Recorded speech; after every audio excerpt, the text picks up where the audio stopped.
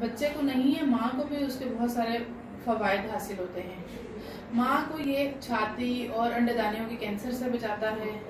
और जो दूध पिलाने वाली खवातीन हैं उनमें डेली बगैर डाइटिंग के 300 से 500 जो कैलोरीज हैं वो बर्न होती हैं। इससे वो माँ की जो वज़न है उसको भी कम करने में मदद मिलती है।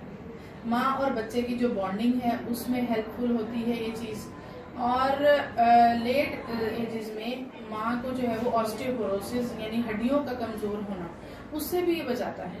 क्योंकि जब माँ दूध पिला रही होती है तो जो बॉडी है वो कैल्शियम ज़्यादा एब्जॉर्ब करती है।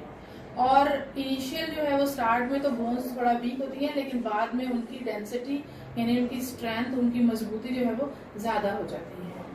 इसके अलावा डिलीवरी के दौरान जो डिलीवरी के बाद जो माँ का दूध है उससे उसके साथ एक हार्मोन रिलीज होता है जिसको हम ऑक्सीटोसिन बोलते हैं, जो कि बच्चेदानी को सिकुड़ने में हेल्पफुल होता है। और माँ का जो ब्लड लॉस है वो भी उस टाइम पे कम होता है और बच्चेदानी को अपनी नॉर्मल पोजीशन में जल्दी लेके आ जाता है। इसके अलावा एक्सक्लूसिव ब्रेस्ट फीडिंग यानी कि इसके बच्चे को किसी किस्म का अगर और कोई फ्लूइड ना दिया जाए, कोई फार्मूला मिल्क ना दिया जाए, तो 6 महीने तक एक्सक्लूसिव ब्रेस्ट फीडिंग जो है वो एक माने हमल का भी तरीका होता है जिसको हम लैक्टेशनल एमेनोरिया मेथड कहते हैं।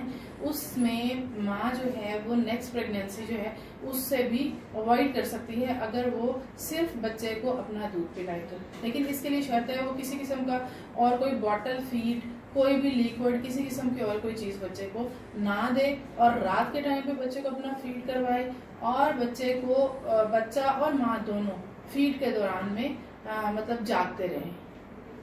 अच्छा, फिर ये फ्री ऑफ कॉस्ट होता है।